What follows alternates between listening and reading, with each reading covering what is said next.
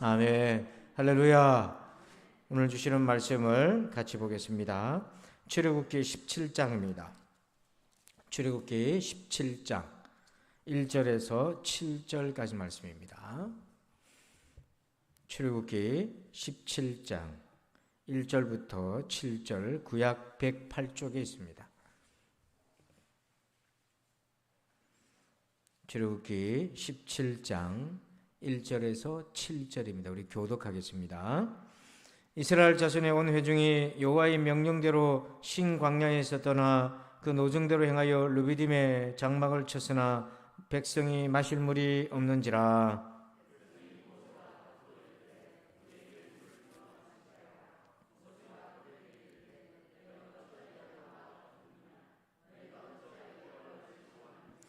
거기서 백성이 목이 말라 물을 찾으매 그들이 모세에게 다하여 원망하여 이르되 당신이 어찌하여 우리를 애굽에서 인도해 내어서 우리와 우리 자녀와 우리 가축이 목말라 죽게 하느냐.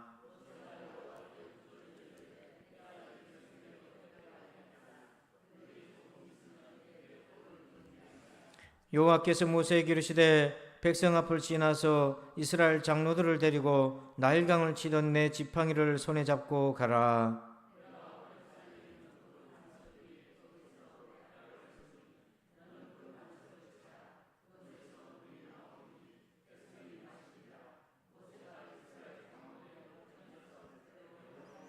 다 같이 그가 그곳 이름을 마사 또는 무리바라 불렀으니 이는 이스라엘 자손이 다투었으며 또는 그들이 여호와를 시험하여 이르기를 여호와께서 우리 중에 계신가 안 계신가 하였음이더라. 아멘. 할렐루야.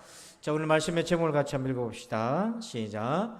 성장하고 있는가. 아멘. 그 오스왈드 챔버스 목사님이 1907년도 쓴 편지가 하나 있는데 그 내용에 이런 글귀가 있어요. 하나님의 말씀을 인간의 체험에 맞게 희석시키려는 사람들과 전혀 타협하지 마십시오. 그 대신 하나님께 우리의 체험을 주의 말씀에 들어 올리도록 하십시오. 이런 편지를 썼는데요. 우리는 하나님의 말씀을 보다 보면 그 성경에 많은 하나님의 능력을 내 수준으로 폄하해서 축소시키는 경향이 있습니다. 그래야 우리 나름대로 설명이 될 것 같다 이거죠. 근데 그렇게 하지 말라는 겁니다. 거꾸로 하라는 겁니다. 하나님의 말씀에 내 체험을 계속 연결시켜서 내가 잘할 수 있도록 하라는 거예요. 그래서 오늘 우리가 하나님의 말씀을 또 듣고 보고 배울 때에 여러분의 경험과 내 생각의 그 차원 속으로 말씀을 끌어당겨서 축소시키지 말고 하나님의 말씀에 나를 연결시켜서 내 믿음이 자랄 수 있도록 여러분 그렇게 하시길 바랍니다. 이게 성경을 배우는 목적이에요. 근데 오늘 이스라엘 백성들이 또 문제에 부딪히는데 여기 아주 골치 아픈 문제가 드러납니다. 1절을 한번 보실까요? 1절을 한번 봅시다. 시작. 이스라엘 자손의 온 회중이 여호와의 명령대로 신광야에서 떠나 그 노정도로 행하여 르비딤의 장막을 쳤으나 백성이 마실 물이 없는지라. 아멘. 자, 이제 그 르비딤이라는 곳으로 이동해서 장막을 쳤는데 1절 끝에 보니까 문제가 또 생겼어요. 무슨 문제가 생겼습니까? 마실 물이 없어요. 그러니까 여러분 비슷한 문제입니다. 마라에서 쓴물 때문에 마시지 못했고 또 좀 더 오다가 신광야에서 먹을 게 없어서 불평했고 또 이제는 이 르비딤에 와서는 또 물이 없어서 부족하고 원망하고 그러니까 우리가 늘 비슷한 문제로 시험에 걸리는 거예요. 뭐 전혀 새로운 문제가 아니라 비슷비슷한 문제입니다. 지금 여러분들이 마음에 눌리고 고민되는 문제도 과거에는 그 문제가 없었습니까? 비슷한 문제였던 거죠. 아프든지 자식이 속을 썩이든지 사업이 어렵든지 여러 가지 골치 아픈 문제가 있든지. 자, 그런데 이스라엘 백성들에게 뭐가 문제냐면 그런 비슷한 문제에 부딪혔는데 이들의 반응과 태도가 안 달라졌다는 거예요. 이게 뭐냐면 성장하지를 못했다는 겁니다. 늘 비슷한 문제를 마주쳤지만 이들의 태도가 이제 달라질 법도 한데 그 옛날 그대로 머물러 있어요. 오늘 우리는 그런 것이 없나? 내가 10년 전의 문제, 15년 전의 문제도 지금도 비슷한 문제에 부딪힐 수 있는데 그때 내가 대했던 태도랑 반응이랑 지금과 좀 달라야 되는데 그때 태도 반응이나 지금도 똑같다면 내 믿음은 자란 거예요? 안 자란 거예요? 안 자란 겁니다. 자, 그러면 우리가 어떻게 이 믿음을 성장해 갈 수 있을까? 또 이스라엘 백성들은 어떻게 해야 성장하고 이 사람들은 왜 정체가 됐나? 세 가지 큰 메시지를 한번 봅시다. 첫 번째는요, 2절 말씀이에요. 자, 2절 한번 읽어봅시다. 시작. 백성이 모세와 다투어 이르되 우리에게 물을 주어 마시게 하라. 모세가 그들에게 이르되 너희가 어찌하여 나와 다투느냐? 너희가 어찌하여 여호와를 시험하느냐? 아멘. 자, 2절에 물이 없습니다. 백성들의 반응을 한번 보세요. 어떤 반응을 보이고 있습니까? 첫 번째 뭐예요? 모세와 뭐 했습니까? 다투었어요. 모세한테 와서 항의를 했고요. 다투었습니다. 그 다음 뭐라고 얘기합니까? 모세에게 우리에게 뭘 달라고 얘기합니까? 물을. 모세가 상수도 뭐 대표입니까? 모세한테 와서 물을 달래. 자, 여러분 지금 이 백성들이요, 물이 없으니까 모세한테 와가지고 원망하고 싸우고 모세 보고 물 달라 얘기합니다. 자, 이 모습이 너무너무 유아적인 모습이에요. 한번 생각해 보세요. 이스라엘 백성들이 홍해 바다를 건넜어요. 몇 달 전만 해도. 그리고 마라의 쓴물을 하나님이 치료해 주셔서 단물로 바꿔주셨어요. 그리고 하나님이 얼마 있다가 엘림, 12샘물이 있는 엘림으로 하나님이 인도해 주셨어요. 자, 이런 은혜를 경험했으면 물이 부족한 낯익은 상황에 딱 처했을 때, 자, 어떻게 해야 되겠습니까? 어떻게 하는 것이 성장한 것이겠습니까?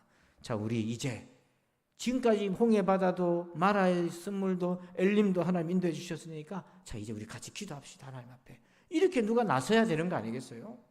그런데 아무도 그렇게 나서지 않고 도리어 또 모세한테 기다렸다는 듯이 모세랑 싸우고 모세 보고 물 달라고 얘기하고 있습니다.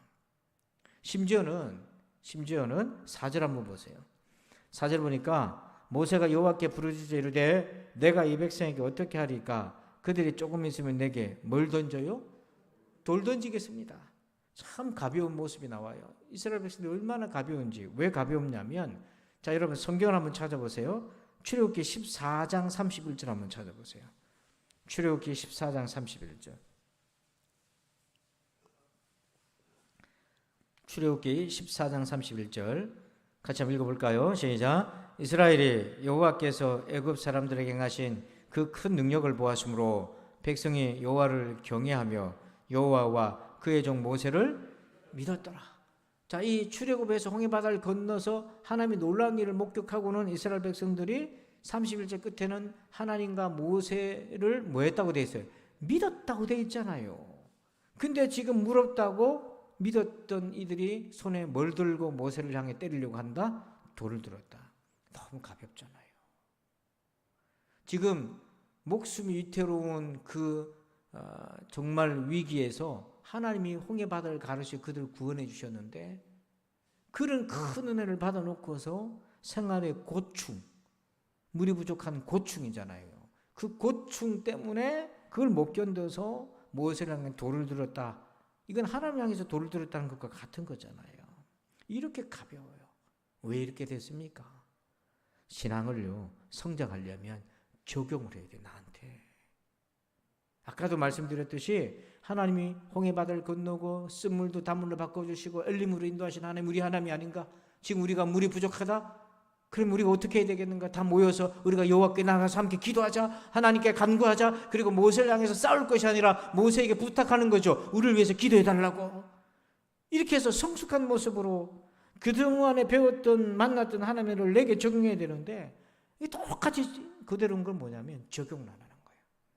그러니까 여러분, 하나님의 말씀을 듣고 배워도요, 성장하는 사람은 어떤 사람이냐면 그 말씀을 들었잖아요. 은혜를 받았잖아요. 적용해서 해보는 사람들은 성장합니다. 근데 듣고 그냥 흘려버리고 그 순간 흘려버리고 적용을 안 하면 자라질 않아요. 제가 어떤 책을 보니까 우리나라 철학자 중에 김진영이라는 분이 이분이 소설을 읽는 방법을 쭉 강의를 이제 하는데 거기에 이렇게 얘기를 합니다. 뭐라고 얘기했냐면 소설 읽기의 해답은 어떻게 하면 소설을 잘 읽어야 되는가? 그건 뭐냐면 내 경험과 소설 속 경험을 얼마나 연결하는가 여기에서 다 나온다고 생각합니다. 자, 우리는 잘 보세요. 소설을 읽는 사람들조차도 소설인데도요, 가상적인 이야기인데도 자기의 경험과 소설 속의 주인공의 경험을 연결시켜서 거기서 뭔가 깨달음도 없고 배우기도 하고 그런 데잖아요. 근데 하나님의 말씀은 소설이 아니잖아요.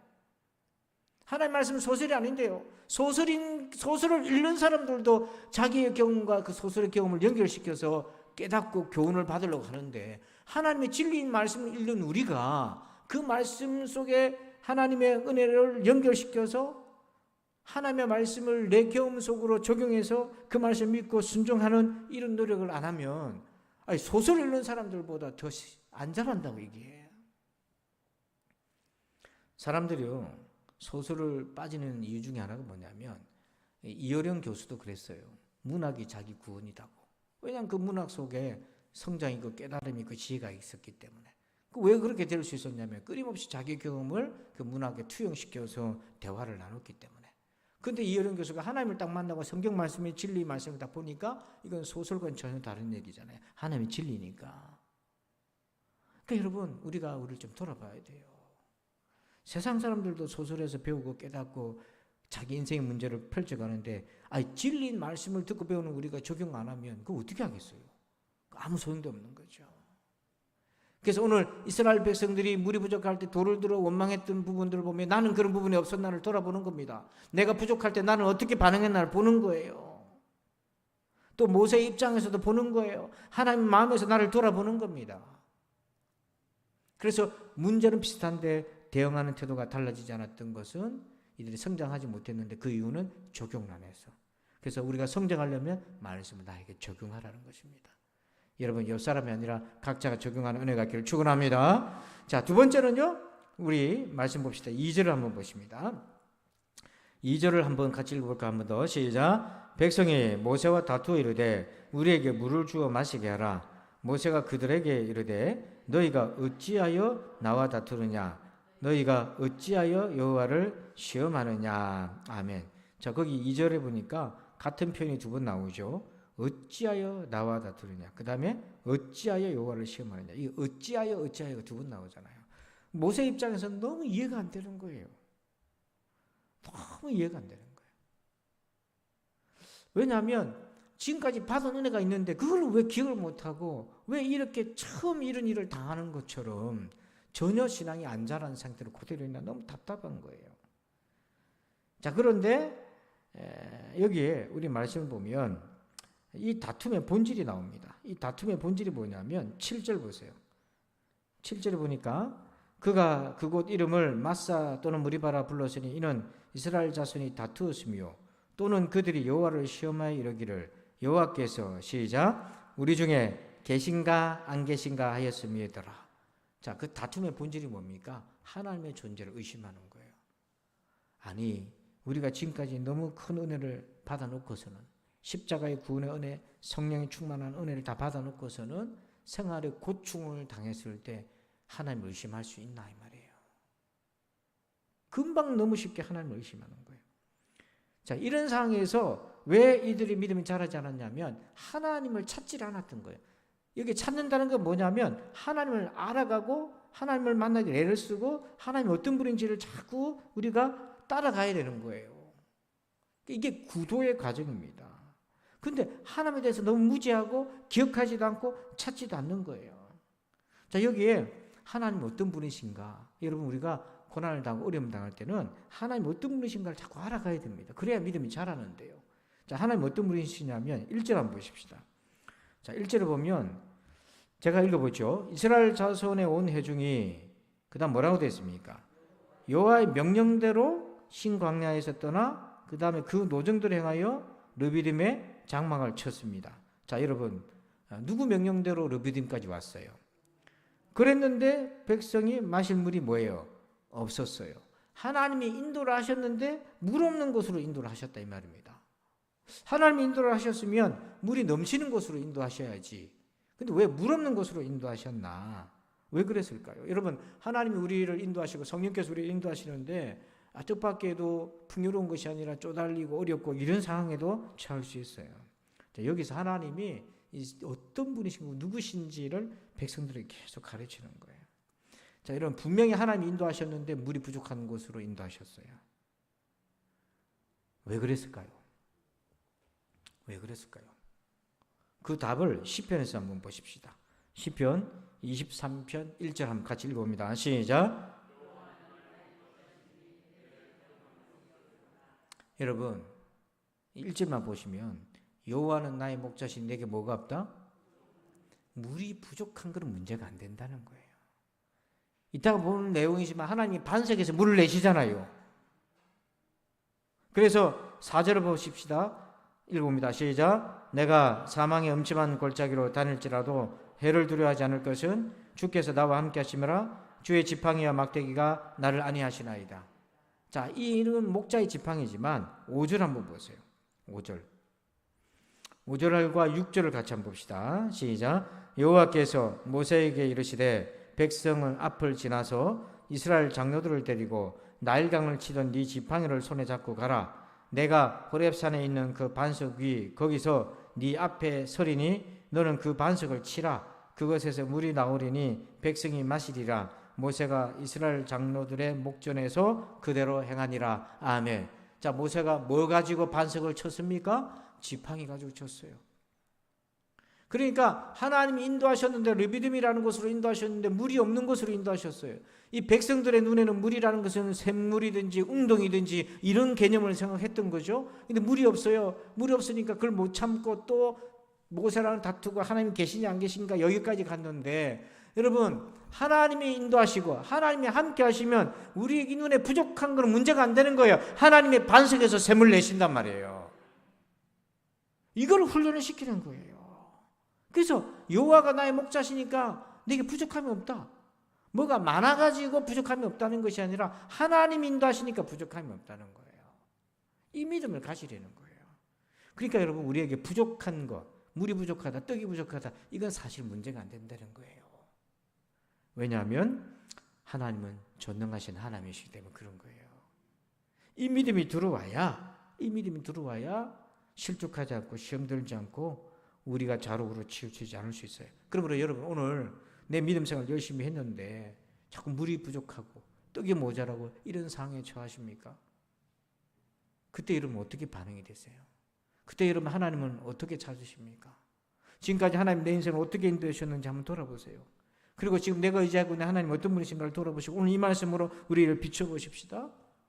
나는 또 하나님이 안 계신 것처럼 막 절망하고 낙담하고 주저앉아서 이거 어떡하지 그러고 있는 것 아닙니까? 여러분 하나님이 계시면 반석에서도 샘을 내십니다. 내 생각과 완전히 다른 거예요. 내 생각은 우물에서 물이 나올 거라고 생각했고 웅덩이가 물이 있을 것 같았는데 반석에서 물 나올 거라고 누가 생각합니까? 그러니까 하나님은 우리의 생각 너머에 계시단 말이에요. 그러니까 여러분 우리의 생각에 하나님을 가둬놓지 말고 제한시키지 말고 여러분 하나님을 목자로 온전히 믿으시기를 축원합니다. 자, 세 번째로요. 우리가 어떻게 성장할 수 있을까요? 자, 우리 2절 한번 보시면 2절 한번 더 보시면 거기에 모세가 한탄을 하잖아요. 2절 그때 뭐라고 한탄합니까? 어찌하여 이 얘기잖아요. 이거는 모세 입장에서 이해가 안 된다는 거죠. 지금까지 애굽에서 10가지 재앙을 통해 하나님의 능력을 받고 홍해 바다를 건넜고 미리암이 앞장서서 춤과 찬양으로 영광 돌려서 이스라엘 백성들이 잔치를 벌였고 그리고 좀 나와서 살 길 나왔다가 물이 없어서 사흘 만에 물이 없어서 마라라는 곳에 와서 물 주시고 엘림 12샘물 주시고 또 신광야에 와서 먹을 것이 없고 고기 생각나니까 밤에는 메추라기 아침에는 만나로 그냥 배불리 먹여주셨는데 그런 하나님 은혜를 받아놓고서는 너희가 어찌하여 이럴 수 있냐 이게 이해가 안 되는 거예요. 근데 백성들도 어찌하여 얘기합니다. 자 3절 보세요. 3절 읽어봅시다. 시작. 거기서 백성이 목이 말라 물을 찾으매 그들이 모세에게 대하여 원망하여 이르되 당신이 어찌하여 우리를 애굽에서 인도해 내어서 우리와 우리 자녀와 우리 가축이 목말라 죽게 하느냐. 자 여기서도 백성들은 뭐라고 표현하고 있습니까? 중간에 3절 중간에 당신이 어찌하여. 그러니까 지금 어찌하여 대결인 거예요. 모세가 뒷목 잡으면서 너희가 어찌하여 그러고 백성들도 손에 돌을 두고 네가 어찌해서 우리를 죽이려고 여기까지 인도를 이런 식으로 물도 없는 데서 우리를 죽이려고 인도했느냐. 이 서로 어찌하여. 근데 이 간극이 너무 큰 거예요. 그러니까 서로 싸울 때 정말 기가 막혀 그런데 둘 다 기가 막히는 거예요. 근데 그 기가 막히는 간극이 너무 커. 모세는 너희가 어째서 정말 이럴 수 있냐? 은혜를 받아놓고 이렇게 완악할 수 있냐? 백성들은 은혜 받은 거 하나도 기억 안 나고 지금 당장 죽을 것만 생각하고 네가 어찌하여 우리를 죽을 것으로 인도했냐? 이 간극을 어떻게 메꿉니까? 이거를 왜 이런 간극이 생겼어요? 이게 뭐냐면 세 번째 우리 믿음이 성장하려면 뭐가 필요하냐면 비전이 필요해요. 비전은요 앞을 보는 거잖아요. 그런데 이 백성들이 비전을 상실했어요. 아직 비전을 붙잡지 않았어요. 자, 하나님이 이 백성들에게 원래 비전을 주셨어요. 그래서 모세는요 이 비전을 붙들고 있으니까 저거 물어보는 거 가지고 하나님 계신가 안 계신가 하는 게 너무 기가 막혀 보이는 거예요. 자, 원래 비전은 어떤 비전이냐? 출애굽기 3장 8절 화면에 있어요. 한번 읽어봅시다. 시작. 내가 내려가서 그들을 인구민의 손에서 건져내고 그들을 그 땅에서 인도하여 아름답고 광대한 땅, 젖과 꿀이 흐르는 땅, 곧 가나안 족속, 헷 족속, 아모리 족속, 브리스 족속, 히위 족속, 여부스 족속의 지방에 데려가려 하노라. 아멘. 하나님이 모세와 백성들이 원래 비전을 주셨어요. 어떤 땅으로 인도하는 비전을 주셨습니까?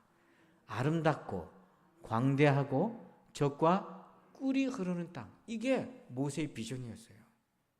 그래서 모세는 이 비전을 가지고 출애굽을 해서 광야를 지금 지나가고 있고 지금 물이 부족하고 먹을 것이 어렵고 지금 부족하지만 이 비전을 붙들고 이것은 하나의 과정이다. 하나님의 나라에 들어가려면 고난을 겪는 과정이다 생각하고 이거를 비전을 보면서 지금의 고난을 다독거려 가면서 가고 있는데 문제는 이스라엘 백성들에게는 지금 이 비전이 없는 거예요. 말씀을 하셔도 이걸 비전으로 안 붙잡고 자꾸 지금 우리가 목말라 죽겠다. 지금 우리 가족도 목말라 죽겠네. 재산 다 잃어버리겠네. 이게 뭐예요? 비전을 잃어버린 거죠. 그래서 이 백성들의 시야는 어디에 묶여져 있냐면 애굽에 묶여져 있는 거예요. 여러분 우리도 땅에 사나 하늘의 백성을 사시기 바랍니다.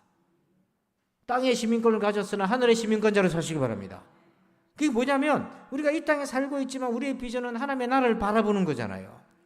근데 신앙생활 하면서도 뭐냐면 땅에 살면서 자꾸 땅의 것만 보는 거예요. 시야가 거기에 묶여 있어요. 그래서 우리에게 필요한 게 뭐냐면 성장하려면 내 시야의 기준을 상향 조정해내야 됩니다. 계속 하나님의 나라를 바라보시기 바랍니다. 그래서 갈라디아서 6장 8절 한번 읽어볼까요? 시작. 자기의 육체를 위하여 심는 자는 육체로부터 썩어질 것을 거두고 성령을 위하여 심는 자는 성령으로부터 영생을 거두리라. 아멘. 여러분 육체를 위하여 심는 것 나쁜 게 아닙니다. 육체를 위하여 심는 건 건강을 도모하는 거예요. 그렇지만 그 육체로부터 뭘 거둔다고 되어 있어요? 건강은 하지만 평생 살 수 있는 게 아니잖아요. 결국 이 썩어진다는 것은 사라지고 없어진다는 거예요. 그러니까 우리가 사라지고 없어질 것을 위해서 얼마나 많이 투자합니까? 좋은 약 먹고 아침에 운동하고 새벽기도 갔다가 내려올 때 보면 가는 때도 그렇고 올 때 새벽 4시부터 그 사택 주변 아파트를 도는 분들이 있더라고요. 왜냐하면 조금이라도 더 건강해서 불편하지 않게끔 살려고 애를 쓰시더라고요. 그러니까 육신에 썩어질 것을 위해서도 그렇게 애를 쓰는데 우리는 성령을 위하여 심는 자는 성령으로부터 뭘 거둔다고 되어 있어요? 영생이 뭐냐면 썩지 않는 거라는 겁니다. 영원한 생명이잖아요. 그러면 오늘 나는 어디에 더 투자를 해야 되나? 육체의 운동이나 이런 걸 가볍게 여기란 말이 아닙니다. 이게 우리가 하나님의 몸을 주셨으니까 하나님의 거니까 우리가 정직으로 잘 관리를 하셔야 돼요. 젊은 날에는 자기가 이게 정직인지 몰라요. 나이가 들고 뭔가 하나씩 노화되고 고장나기 시작하면서 아차 싶은 건데요. 그 우리가 관리를 잘 해야 돼요. 근데 몸을 관리하는 것 이상 영혼을 잘 관리하셔야 되는 겁니다. 그래서 여러분 성령을 위하여 심으셔야 되는 거예요. 여러분 기도로 심으시길 바랍니다. 말씀으로 심으시길 바랍니다. 심지 않으면 거둘 게 없어요. 그러니까 어떤 사람이 심습니까? 영원한 생명에 대한 비전이 있는 사람이 심는 거예요. 그래서 우리가 열심히 이 땅에서 필요한 것들을 위해 살고 일도 하고 다 활동도 하지만 그러나 우리가 매일매일 삶의 중간에 하나님의 나라를 바라보며 그 나라를 비전을 바라보는 그 시간을 계속 유지해야 돼요. 사실 저도 그래요. 여러분들과 똑같아요. 똑같은 사람이잖아요. 우리도 저도 그렇습니다만 여러분도 그럴 거예요. 기도 좀 게을리하고 하나님 말씀 멀리하고 예배 생활 게을리하면 하나님의 나라 생각이 안 듭니다. 하나님 나라 생각 안 들어요. 당장 오늘 내일 일에 대해만 머리만 골머리 딱 있지 하나님에 대한 소망이 없다니까요. 그만큼 우리가 연약한 존재라는 거죠. 그리고 계시록 21장 22절 23절 봅시다. 한번 봅니다. 시작. 성 안에서 내가 성전을 보지 못하였으니 이는 주 하나님 곧 전능하신 이와 및 어린 양이 그 성전이심이라. 그 성은 해나 달의 비침이 쓸데없으니 이는 하나님의 영광이 비치고 어린 양이 그 등불이 되심이라. 아멘. 이게 새 예루살렘 하나님의 나라의 천국의 본질을 보여주는 거잖아요. 그 새 예루살렘이 있는데 안에 보니까 해, 달 이런 게 필요 없더라. 하나더라. 무엇 때문에 하나더라? 22절 보니까 그 성 안에 뭐가 있어요? 네, 하나님 곧 전능하신 하나님과 어린 양 되신 예수 그리스도께서 계시기 때문에. 여러분 천국의 본질은 하나님의 영광이 충만한 겁니다. 우리가 이 땅에서 하나님의 은혜를 받고 영광에 충만하면 얼마나 좋습니까? 근데 그게 오래 못 가잖아요. 오래 못 가요. 또 사그러들어요. 또 하나님 영광을 받다 하더라도 거울을 보는 것처럼 지금의 거울이 아니라 옛날 거울처럼 희미해요. 그런데 하나님의 나라에서는 그것이 온전하고 완전합니다. 그러니까 얼마나 기대되는지 몰라요. 그래서 우리가 이 땅에 살지만 그 하나님 나라에 소망을 두면서 이 땅에서 은혜를 받지만 너무 소멸되기 쉽고 너무 불투명하고 너무 변덕이 많고 그런 가운데 이 은혜에 집중하며 살아갈 때에 우리가 땅의 것에 우리의 시야를 빼앗길 수 있겠느냐. 근데 이 비전을 놓치니까 어떻게 됩니까? 이스라엘 백성들이 지금 젖과 꿀이 흐르고 아름답고 광대한 땅으로 가고 있는데 가는 과정에서 겪는 그 고충 때문에 그걸 그냥 포기해버리고 그 가나안 땅을 포기해버리고 자꾸 애굽으로 가려고 그러잖아요. 여러분 하나님의 나라에서 예수님 보시면 얼마나 기가 막히겠습니까? 하나님의 나라 영원한 생명을 포기하고 5년 10년 20년 편하게 잘 먹고 살 거 그것만 염두하고 앉아있다면 그 얼마나 그게 억울하고 안타깝겠어요. 그래서 우리가 이런 얘기가 황당한 얘기로 들려지지 않고 정말 가슴에 와닿는 얘기로 들으려면 우리가 우리 가운데 우리 심령 가운데 하나님의 은혜가 흘러가야 됩니다. 이 은혜가 메말라 버리면 이런 얘기 해도 별로 감흥이 없어요. 오늘도 교회에서 몸이 좀 불편하신 분을 위해서 기도하는데 참 그 아픈 분의 고통을 우리가 어떻게 느끼겠습니까? 참 아무리 우리가 공감을 하고 한다도 그 당사자 그 마음을 어떻게 하겠어요? 근데 결국에는 사람에게 가장 큰 두려움은 죽음이거든요. 이걸 누가 해결해 줘요? 근데 그 가장 정말 안타까운 그 상황에서 우리에게 위로 아닌 위로 능력이 되는 것은 예수 그리스도밖에 없어요. 그 부활의 주님, 영원한 생명의 주님. 그러니까 여러분 이것이 매일매일 우리의 소망이 되도록 연습을 하셔야 되는 거예요.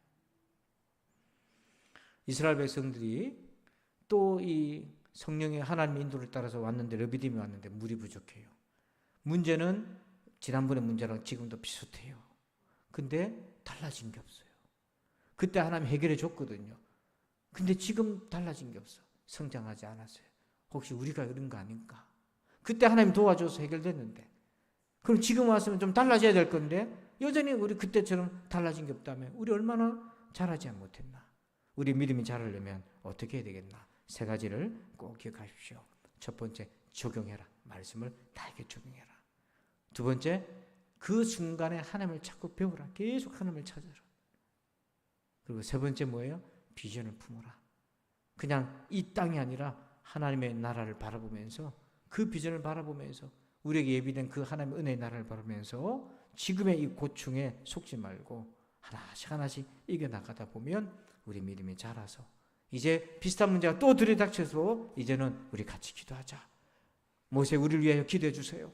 하면서 성숙한 대응을 하면서 이겨나가는 저와 여러분들에게 주의 이름으로 축원합니다. 우리 함께 찬송 한 장 하십시다. 찬송하고 우리 기도할 텐데요. 우리 찬송가 430장입니다. 430장. 이 찬송 부르시고 오늘 말씀 가지고 우리 하나님 나의 믿음을 점검하고 또 성장하기를 원합니다. 들었던 말씀 가지고 기도하는 시간 갖겠습니다. 430장입니다. 우리 박수하면서 찬송합시다.